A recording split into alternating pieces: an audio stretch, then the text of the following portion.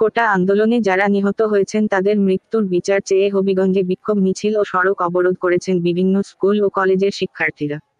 আজ বৃহস্পতিবার দুপুরে আন্দোলনকারীরা টাউন হলের সামনে প্রধান সড়ক অবরোধ করে রিমেম্বার আওয়ার হিরোইজ ব্যানার নামে বিক্ষোভ করেন। শিক্ষার্থীরা দুপুর 12টা থেকে দলে দলে জড়ো হতে থাকেন। এক পর্যায়ে জেলা প্রশাসনের দায়িত্বরত ম্যাজিস্ট্রেট সহ পুলিশ ও বিজিবি ঘটনাস্থলে এসে অবস্থান নিলে তারা মিছিল নিয়ে পিছু হটে।